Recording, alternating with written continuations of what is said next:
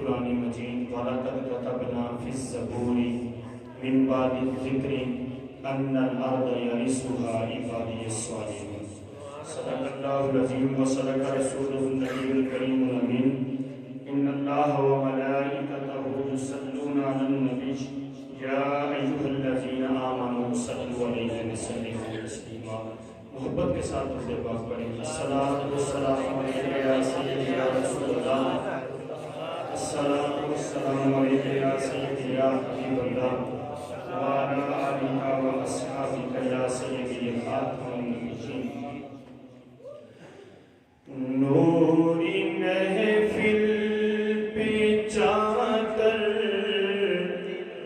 تنی نور کی،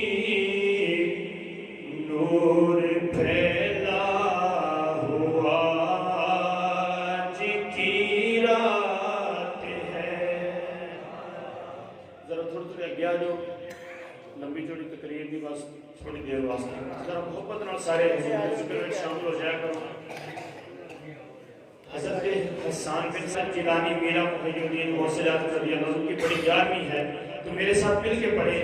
نوری محفل پہ چادر تنی نور کی، نور پھیلا ہوا آج کی رات ہے۔ چاندنی میں ہے ڈوبے ہوئے کل جگہ، کون جلوہ نما آج کی رات ہے۔ چاندنی میں ہے ڈوبے ہوئے کل جگہ، کون جلوہ نما آج کی رات ہے۔ فرش پر دھوم ہے، عرش پر دھوم ہے، بد نصیبی ہے اس کی جو مغروم ہے۔ پھر ملے گی یہ شب کسی کو معلوم ہے، عام لطف خدایا آج کی رات۔ سارے پڑھ لو۔ نوری محفل پہ چادر تنی نور کی، نور پھیلا ہوا آج کی رات ہے۔ ابر رحمتیں ہے محفل پہ چھائے ہوئے، آسمان سے ملائکے ہیں آئے ہوئے، خود محمد ہے تشریف لائے ہوئے، خود محمد ہے تشریف لائے ہوئے۔ کس قدر جان فضایا آج کی رات، کس قدر جان فضایا آج۔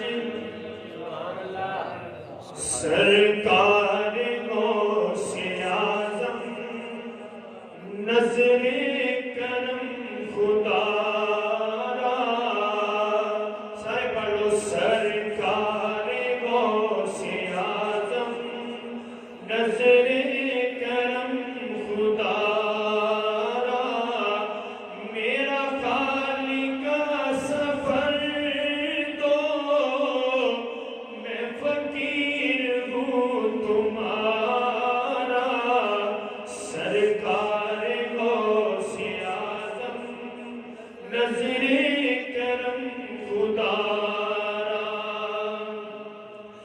جھولی کو میری بھر دو ورنہ کہے گی دنیا، جھولی کو میری بھر دو ورنہ کہے گی دنیا، ایسے سبھی کا منگتا پھرتا ہے مارا مارا، سرکار غوث اعظم نظر کرم خدارا، میرا بنے ہے دلہا محفل سجی ہوئی ہے، میرا بنے ہے دلہا محفل سجی ہوئی ہے، سب اولیاء براتی کیا خوب ہے نظارہ، سرکار غوث اعظم نظر کرم خدا۔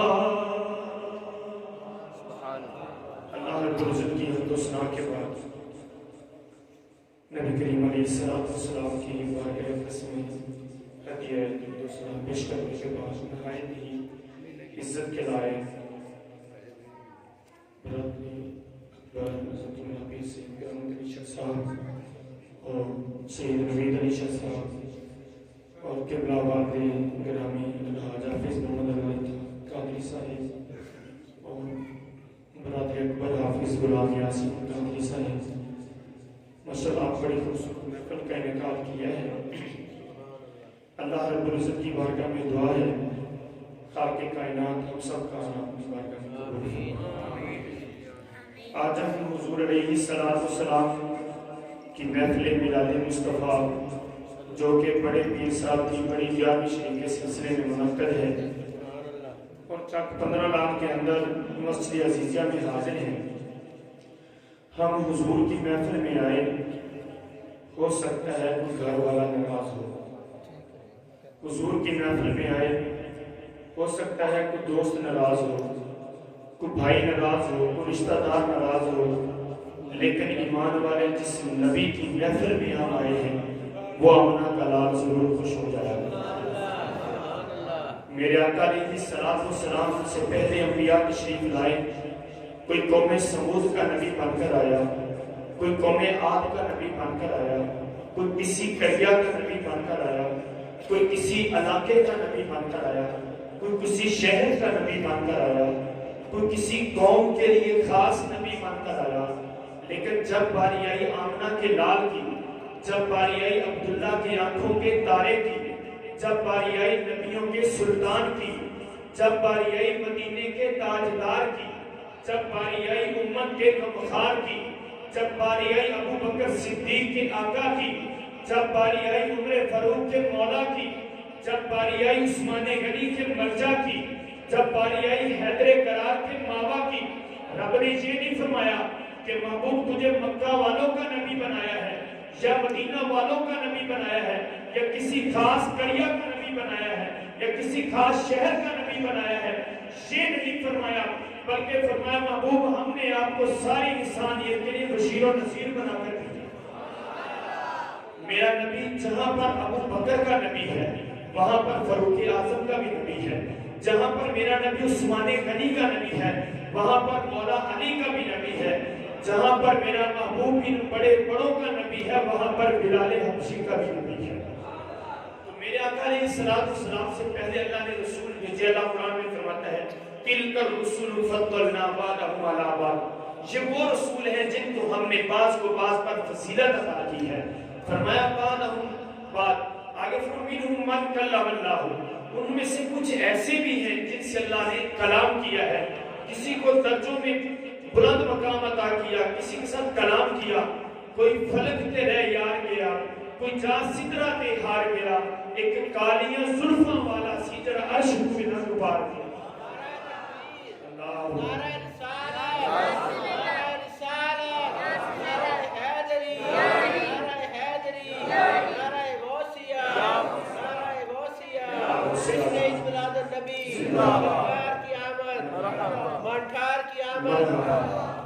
میرے آقا علیہ السلام کو اللہ رب العزت نے ساری کائنات کے لیے بشیر و نذیر بنا کر بھیجا ہے.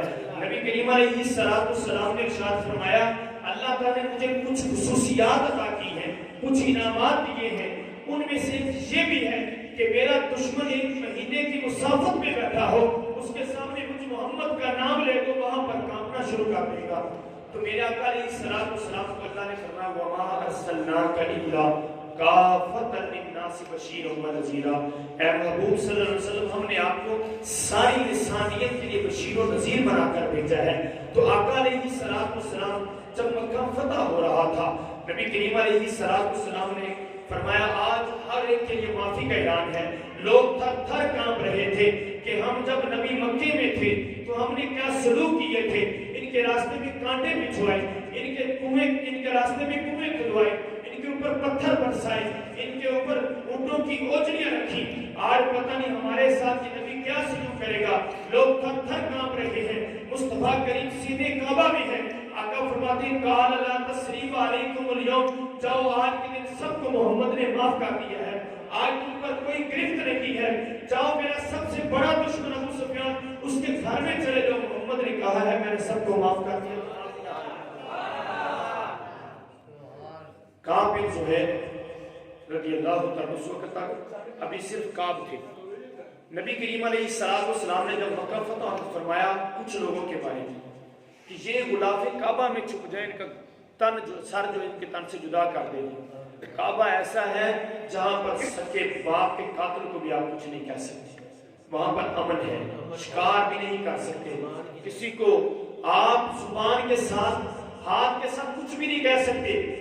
لیکن آقا نے فرمایا یہ کعبہ اگر غلاف کعبہ میں کچھ چھپ جائے اس کی گردن اڑا دو.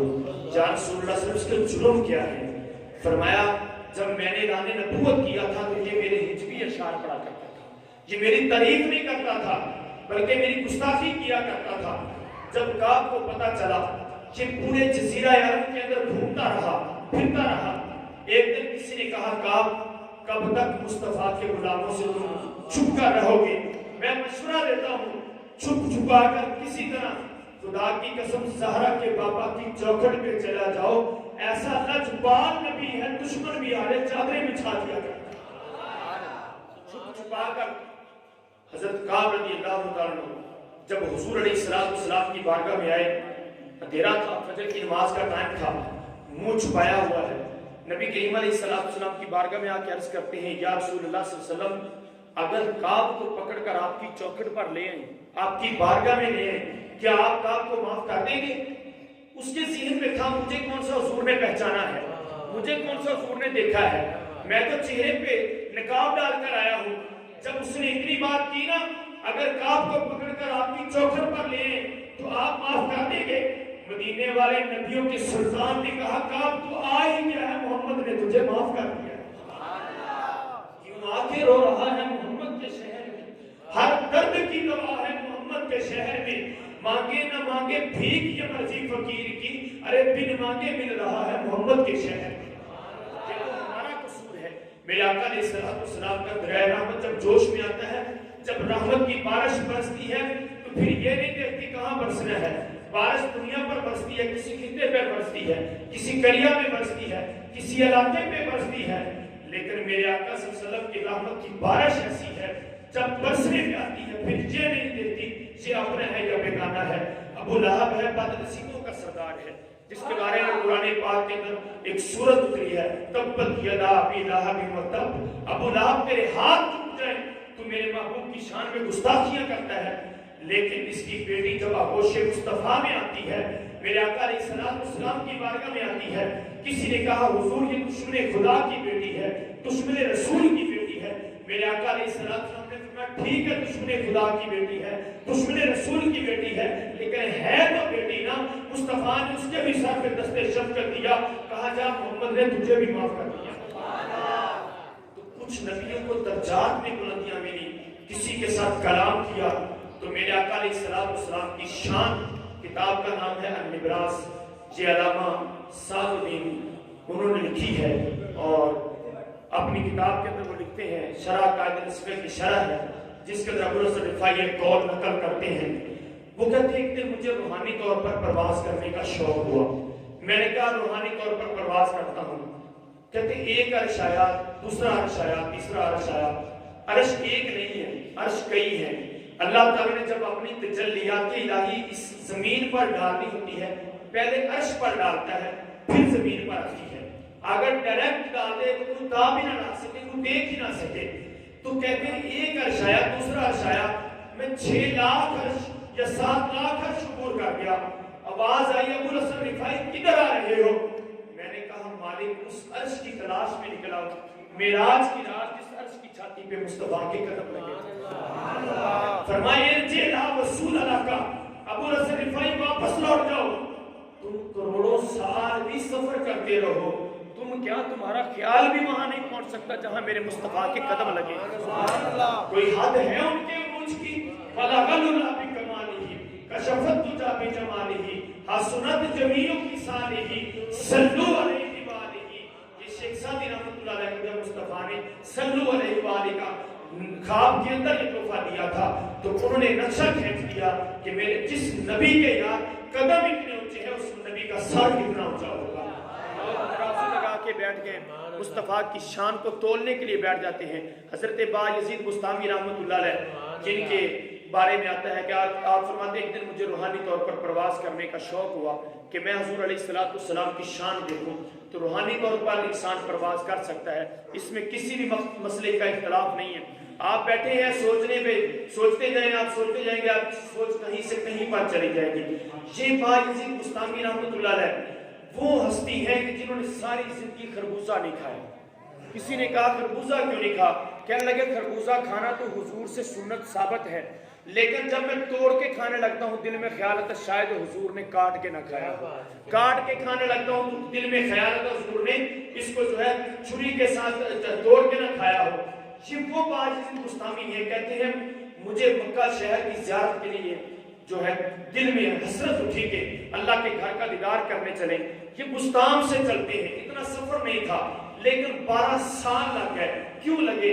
ہر قدم پر 2 نفل شکرانے کے ادا کرتے جا رہے ہیں. جب اللہ کا گھر سامنے آتا ہے تو دیکھتے نہیں ہیں.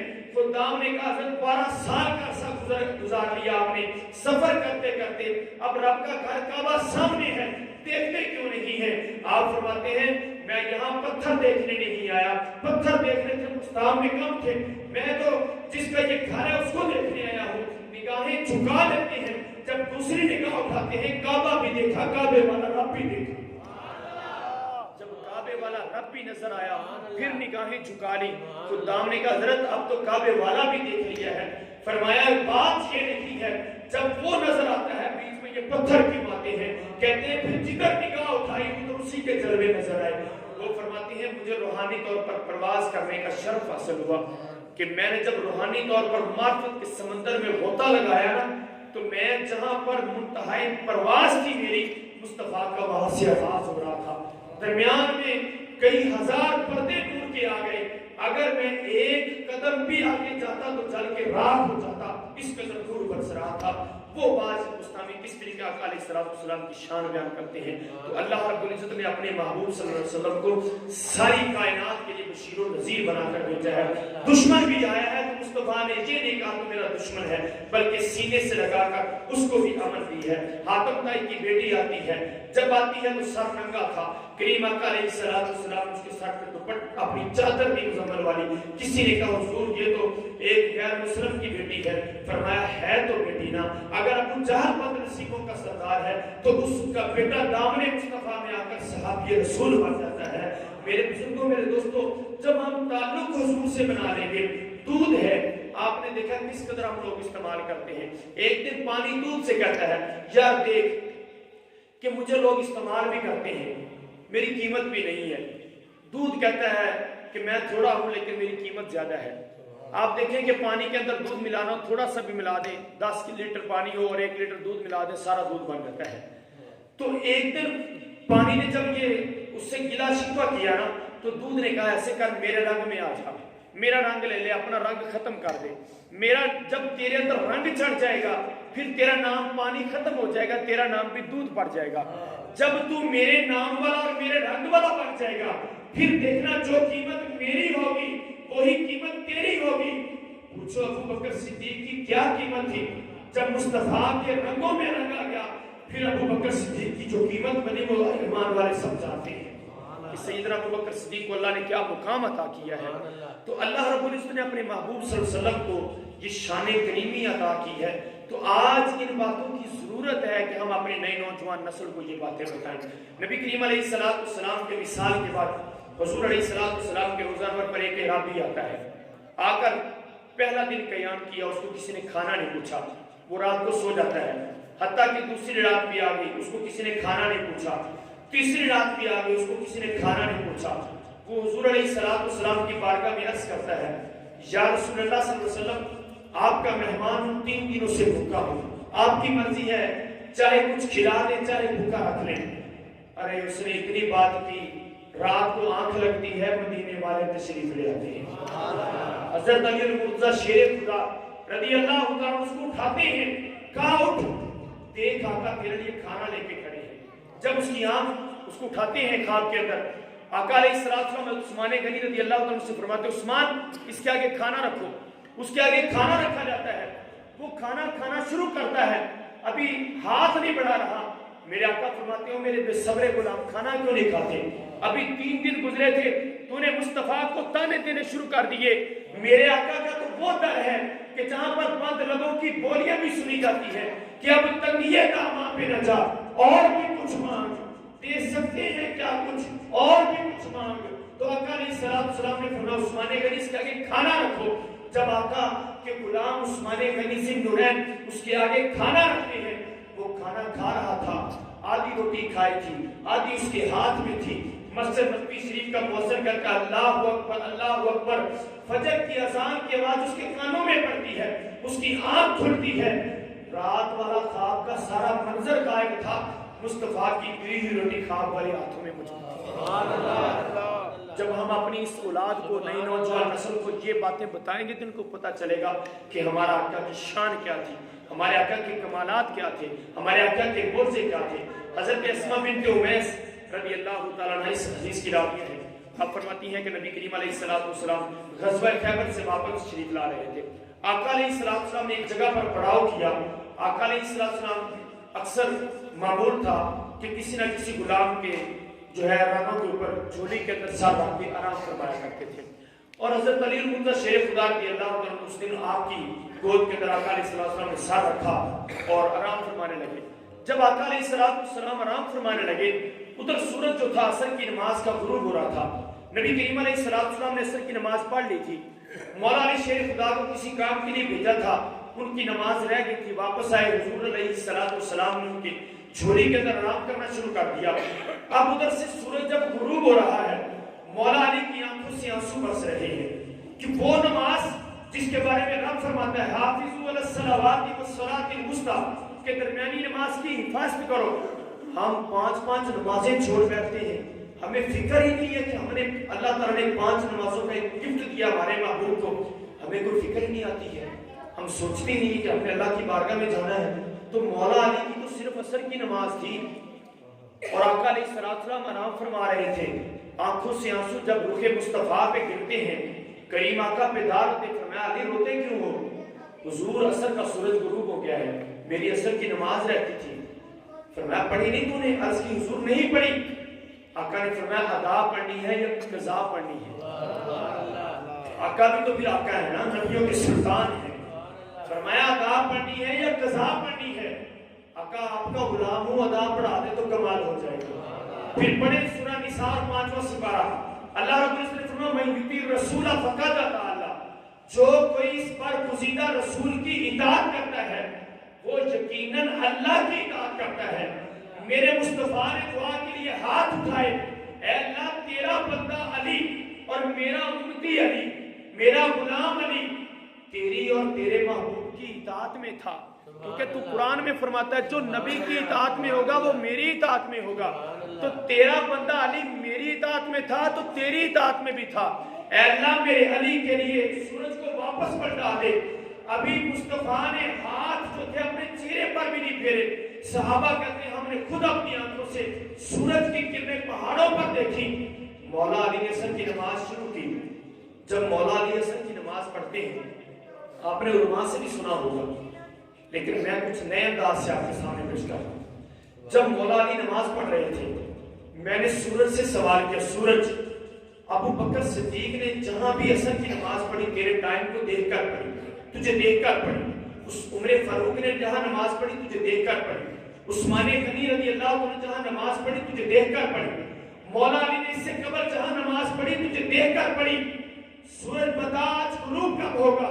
سورج نے بڑا خوبصورت جواب دیا, کہا پہلے میں اپنی مشیت سے نکلتا تھا, آج میں مصطفیٰ کی طبیعت سے نکلا ہوں. مجھے نہ پوچھ کب غروب ہوگا, مولا علی سے پوچھ کب عصر پڑھ لیں گے میں غروب ہو جاؤں گا. پہلے میں سبھی کے لیے نکلتا تھا, آج میں علی کے لیے نکلتا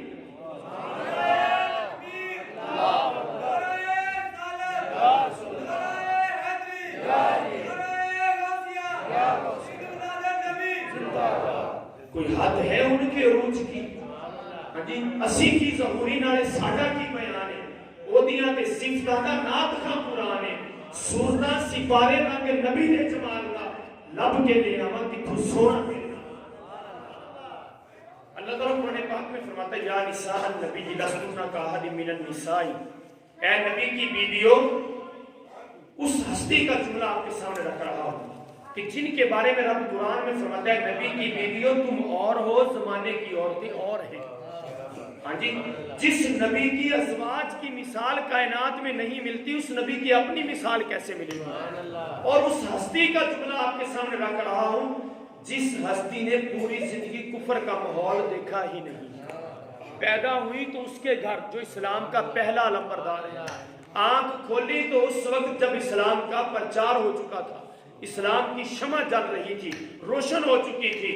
اور اتنی پرورش ان کو اپنے والدین کی نصیب نہیں جتنی رسول ثقلین کی نصیب ہوئی ہے. بڑی چھوٹی عمر کے اندر حضور کے گھر میں تشریف لائیں, جن کا نام ہے اما عائشہ صدیقہ رضی اللہ تعالیٰ عنہا.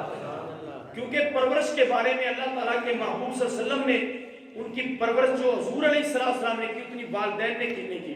کیونکہ جب آقا علیہ السلام کے والدین کائنات سے تشریف لے گئے تو اللہ تعالیٰ نے فرمایا محبوب پریشان نہیں ہونا, علم یجد کا یتیما فآوا, محبوب تیری پرورش اب میں خود رب العالمین کروں گا. اب تجھے پروان میں رب خود چڑھاؤں گا. جس کو خود رب پروان چڑھائے اس کو حسنین کا نانا کہتے ہیں, اور جس کو خود میرے مصطفیٰ پروان چڑھائے اس کو اما عائشہ صدیقہ کہتے ہیں.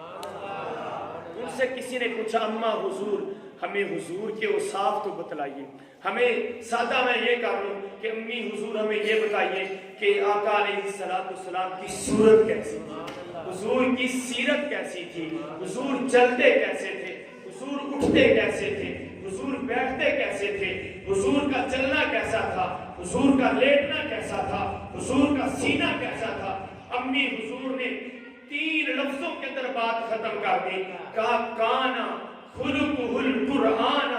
لوگوں مصطفیٰ کو چلتا دیکھنا چاہتے ہو تو قرآن کو دیکھ لو, لوگوں مصطفیٰ کے چہرے کو دیکھنا چاہتے ہو تو قرآن کو دیکھ لو, مصطفیٰ کی سیرت دیکھنا چاہتے ہو تو قرآن کو دیکھ لو.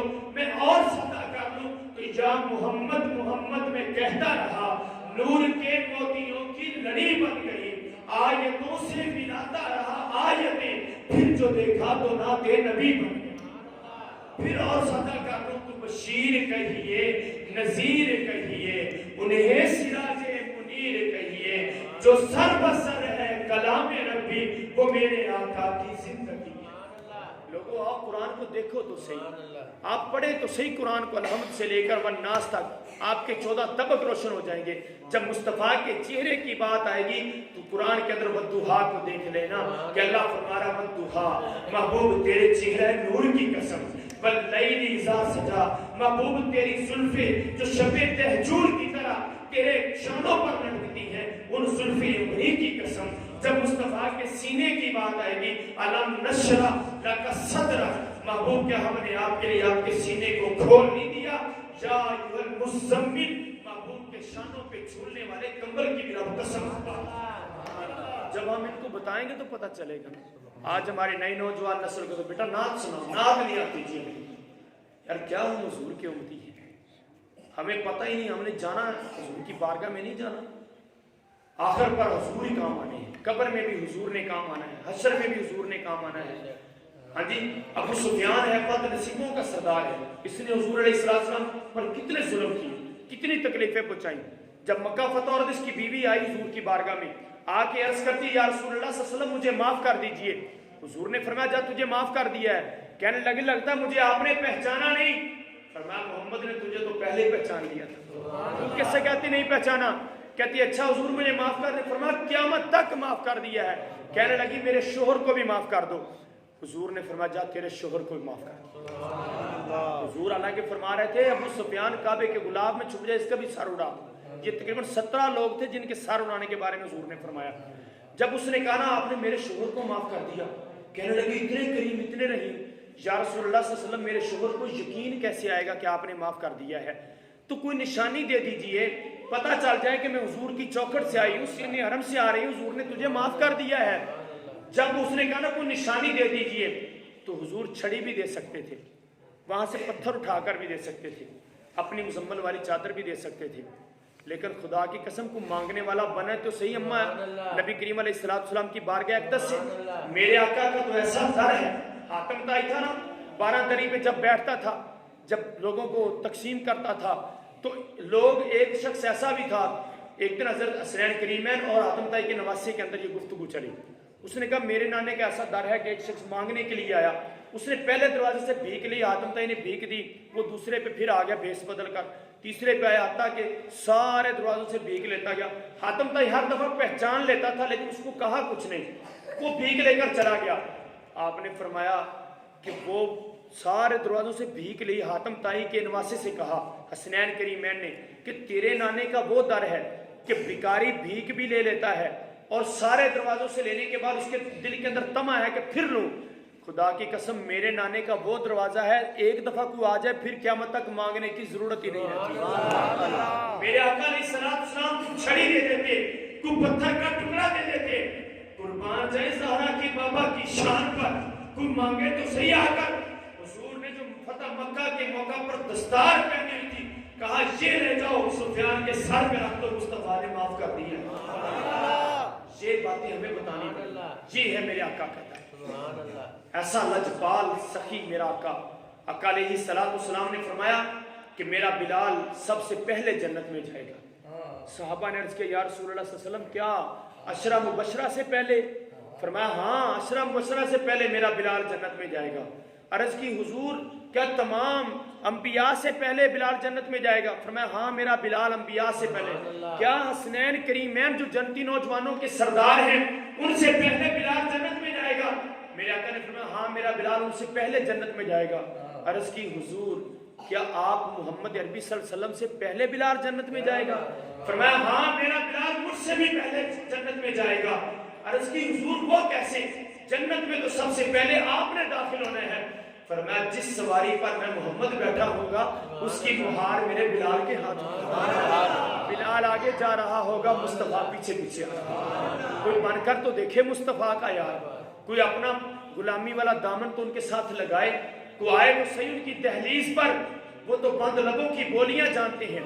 زماد نامی شخص جب آقا علیہ السلام نے نبوت کیا تو انہوں نے ابو جہل وغیرہ نے قریش مکہ جو تھے بڑے بڑے سردار مشرکین تھے، انہوں نے کہا معاذاللہ نبی کریم صلی اللہ علیہ وسلم کو جو ہے کچھ جادو ٹونے کا اثر ہو گیا، کوئی اسیب کا اثر ہو گیا.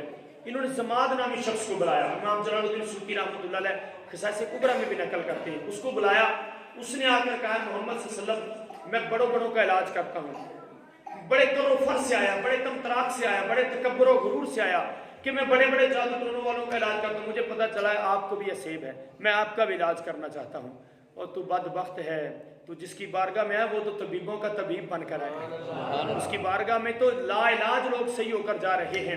جب آقا علیہ السلام سے اتنی بات کی، میرے آقا علیہ السلام نے الفاظ پڑھے الحمدللہ نحمدہ ونستعینہ ونستغفرہ ونؤمن بہ ومن یضلل فلا ہادی لہ جب یہ کلام میرے آقا علیہ السلام پڑھتے ہیں، زماد کہتا ہے محمد ایک دفعہ پھر سنائیے، آقا پھر سناتے ہیں، وہ پھر کہتا ہے پھر سنائیے، آقا پھر سناتے ہیں، وہ کہتا ہے رب کعبہ کی قسم میں نے بڑے بڑے شعراء کا کلام سنا ہے، بڑے بڑے فصیح اللسان کا کلام سنا ہے، لیکن محمد خدا کی قسم آج تک میں نے ایسا کلام نہیں سنا ہے۔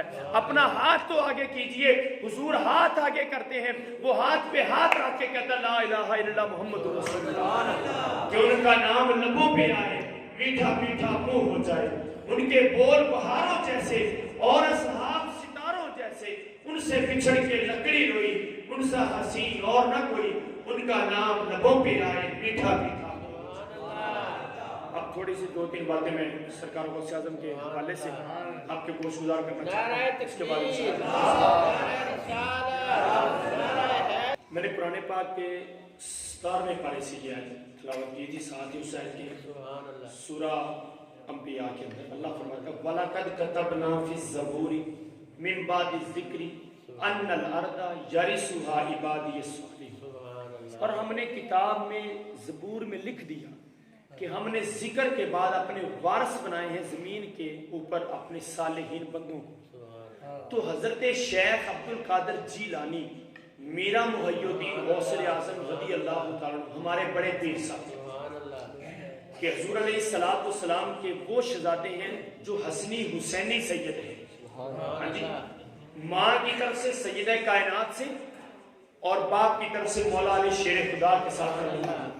ان کے والد گرامی، چھوٹے تھے ہم اپنے والد صاحب سے سنا کرتے تھے، ہم کتابوں میں پڑھا کہ ان کے والد گرامی ایک نہر یا ایک دریا کے کنارے آ رہے ہیں، چلتے چلتے آ رہے ہیں تو ایک سیب جو تھا نا اس نہر کے اندر تیرتا ہوا آیا، انہوں نے اٹھا کے کھا لیا۔ جب سیب کو لگایا چک، نفل نماز کی گئی چس، وہ جو اللہ کے ساتھ ایک تعلق تھا نا وہ لذت ختم ہو گئی، وہ جو مٹھاس تھی، جب عبادت کرتے ہیں وہ سکون نہیں مل رہا جو پہلے ملتا تھا۔ ہم تو لوگوں کی چھلیاں رات کو چوری توڑ لیتے ہیں، ہمیں کوئی پوچھتا ہی نہیں، امرود توڑ لیتے ہیں، ہاں جی۔ وہ شیخ عبدالقادر جیلانی رضی اللہ عنہ والد محترم ایک سیب کھایا، عبادت کی چاس ختم ہو گئی، جو سکون تھا، جدھر سے پانی آ رہا تھا اسی طرف واپس پڑ گیا۔ آگے جاتے ہیں تو ایک باغ دیکھا جو سیبوں کا باغ ہے، اس کی شاخیں اس پانی کے ساتھ ٹکرا رہی ہیں، کہا لگتا ہے یہ سیب اسی باغ والے کا ہے۔ باغ کے اندر گئے، نوکروں کو دیکھا، ملے ان سے، کہا جی اس باغ کا مالک کون ہے؟ کہا وہ سامنے مالک کا گھر ہے، وہی اس کا در ہے۔ جب اندر سے مالک کو بلایا گیا، دستک دی، کہا میں نے اس نہر کے اندر سے تیرے باغ کا ایک سیب کھایا ہے تیری اجازت کے بغیر، تیرتا ہوا آ رہا تھا، چوری نہیں توڑا، تیرتا ہوا آ رہا تھا، لیکن جو اللہ کے ساتھ میرا ایک تعلق تھا، کنیکشن تھا، وہ ختم ہو گیا ہے، مجھے سکون نہیں مل رہا، میں عبادت کرتا ہوں مجھے وہ لذت نہیں مل رہی، تو مجھے جو سزا دینی دے لو، جو جرمانہ کرنا جرمانہ کر لو۔ سنیے انہوں نے کیا کہا، انہوں نے کہا سب سے پہلے تو کچھ عرصہ بتایا، اتنے سال تو میرے اس باغ کی رکھوالی کا، چوکی دے، پانی لگا، پھر اگلی بات بعد میں دیکھیں۔ جب وہ سال گزر گئے، وہ وقت گزر گیا، جن کی ہم گیاری کھا رہے ہیں، سنو ان کے والد صاحب نے کیسے تکلیفیں برداشت کی ہیں۔ جب وہ وقت گزرا، آپ آئے آپ کے نانا حضور کے پاس، کہا جی میرا وہ سال جو تھا، عرصہ جو تھا وہ مکمل ہو گیا ہے، اگلی شرط بتائیں۔ اگلی شرط سنو۔ انہوں نے کہا اگلی شرط یہ ہے، میری ایک بیٹی ہے، آنکھوں سے نبینی ہے، زبان سے گونگی ہے، ہاتھ پاؤں سے معذور ہے، تجھے یہ شرط منظور ہے کہ اس کے ساتھ تیرا نکاح کیا جائے؟ آپ نے پہلے دل میں سوچا، پھر کہا کہ یہ تو بات ہوگی تو راضی اس کو کرنا ہے، اس مالک کو راضی کرنا ہے، دنیا کو نہیں راضی کرنا۔ جب اتنی بات کی نا، سوچا پہلے تو پھر کہا مجھے منظور ہے، نکاح ہو گیا، گھر میں لے آئے، حجرہ روسی میں لے آئے۔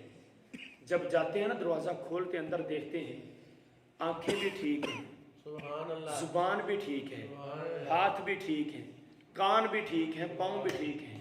انہی قدموں کے ساتھ واپس پلٹے، اپنے سسر کے پاس آئے، دروازے پہ دستک دی، فرمایا اب کیا ہوا ہے؟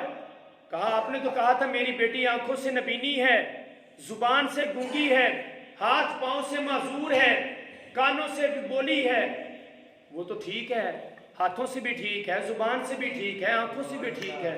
کہا سنو، میری بیٹی نے آنکھوں کے ساتھ آج تک کسی غیر محرم کو نہیں دیکھا، جب بھی آنکھوں سے دیکھا ہے یا قرآن کو دیکھا ہے یا اپنی ماں باپ کے چہرے کو دیکھا ہے، اور ہاتھوں سے اس لیے معذور تھی کہ میری بیٹی نے آج تک ان ہاتھوں کے ساتھ کوئی اور کام نہیں کیا، یا قرآن کی تلاوت کرنے کے لیے پیج اس کے پلٹتی تھی یا اپنے ماں باپ کی خدمت کیا کرتی تھی، اور پاؤں سے اس لیے معذور تھی کہ پاؤں کے ساتھ میری بیٹی نے آج تک کبھی گھر کی دہلیز سے باہر قدم نہیں رکھا۔ جس کی ماں کی یہ شان ہوگی پھر بیٹا بھی عبدالقادر جیلانی پیدا ہوا۔ پیدا کیسے ہوا، وہ شان کیسے ملی کہ جب آپ تھوڑے سے چلنے لگے، اللہ کے ولی ہیں اور ولیوں کے سلطان ہیں، جیسے نبیوں کی صف کے اندر میرے مصطفیٰ جیسا کوئی نہیں نا، اسی طرح ولیوں کی صف میں سرکار عبدالقادر جیلانی جیسا کوئی ولی نہیں کی۔ آپ نے سورہ نمل میں پڑھا ہوگا کہ حضرت سلیمان علیہ السلام کا امتی آصف بن برخیا، آپ نے فرمایا کون ہے بلقیس کا تخت لے کر آئے، آنکھ جھپکنے سے پہلے لے کر آنا ہے، اس سے پہلے لے کر آنا ہے۔ جن اٹھا، کہنے لگا جی میں لے کے آؤں گا۔ فرمایا کتنی دیر لگاؤ گے؟ کہتا میں بڑا طاقتور، میں بڑا زور والا، آپ کی محفل برخاست ہونے سے پہلے لے کے آؤں گا۔ فرمایا نہیں، کوئی اور۔ آصف بن برخیا اللہ کے ولی تھے، نبی نہیں تھے، یہ بنی اسرائیل کے ولی ہیں، انہوں نے کہا جی میں لے کے آؤں گا۔ فرمایا کتنی دیر لگاؤ گے؟ کہا آنا آتی کا بھی قبل ان یرتد الیک طرف، آنکھ جھپکنی تو دور کی بات، جھپکنے سے پہلے بلقیس کا تخت میں لے کر آؤں گا۔ آنکھ جھپکنے سے پہلے جو تخت لے کر آئے وہ تو سلیمان کا امتی ہے، اور محمد عربی کے امتی کی شان کا عالم یہ ہے کہ استاد کہتا ہے بیٹا عبدالقادر قرآن کی تلاوت شروع کرو، سورہ فاتحہ سے پڑھو۔ فرمایا استاد جی سبق 16ویں سپارے سے شروع کروائیں۔ کہا بیٹا 15 سپارے کہاں جائیں گے؟ کہا جب میں اپنی ماں کے پیٹ کے اندر تھا، میری ماں صبح فجر کی نماز پڑھتی تھی تو 15 سپاروں کی حافظ قرآن تھی، میری ماں 15 سپاروں کی روز تلاوت کرتی تھی، عبدالقادر نے اپنی ماں کے پیٹ میں رہ کر وہ 15 سپارے زبانی حفظ کر لی۔ یہ ہے شیخ عبدالقادر جیلانی۔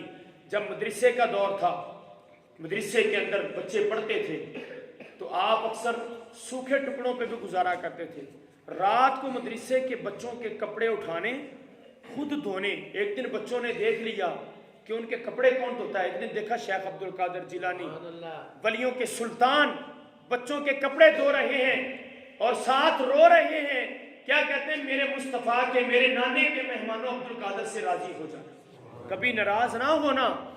یہ ہے شیخ عبدالقادر جیلانی جن کی ہم گیاری کھاتے ہیں۔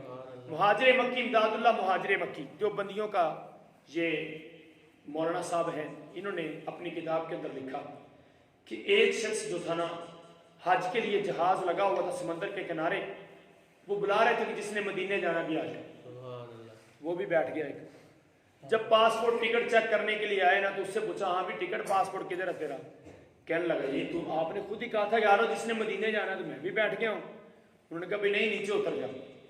امداد اللہ مہاجر مکی رحمۃ اللہ علیہ لکھتے ہیں کہ اس شخص نے نا پھر مدینے کی طرف ٹھنڈی ہوا بھری، حضور کی بارگاہ میں نا ٹھنڈا سانس، جیسے کہ نا سانس لیا، تو حضور کی بارگاہ میں ٹھنڈا سانس لیا اور عرض کرتا ہے یا رسول اللہ صلی اللہ علیہ وسلم پھر پیسے والے آ سکتے نا، اسی غریب تک نہیں آ سکتے۔ بس کہتی اتنی دیر تھی کہ میرا محی الدین شیخ عبدالقادر جیلانی ولیوں کے سلطان تشریف لاتے ہیں۔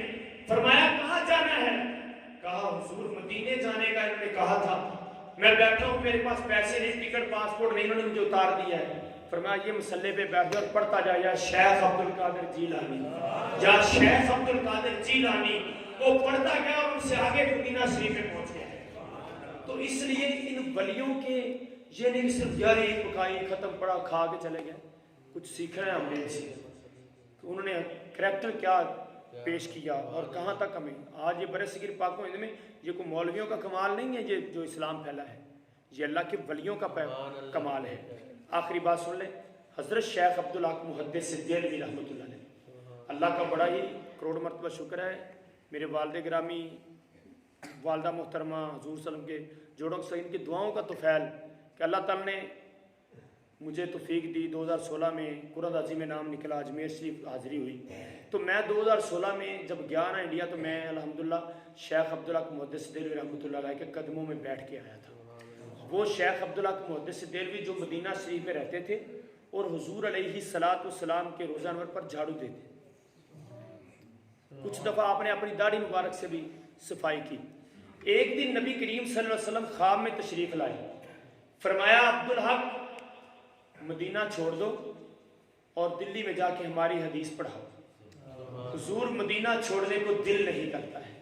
کس کا دل کرتا مدینہ چھوڑ کرنا ہے؟ کسی کو سوال ہی پیدا نہیں ہوتا. کسی کے سینے میں محبت ہو سے کوئی تو جاتے ہیں نا کہ چلو جی شاپنگ کریں گے یہ کریں گے، تو کوئی ایسے ہیں وہ کہتے ہیں یا اللہ وہ وقت آئے کہ قدموں میں جگہ مل جائے، وہ وقت ملے جیسے جھنڈا میں جگہ مل جائے، مواجہ شریف پہ حاضری ہو جائے.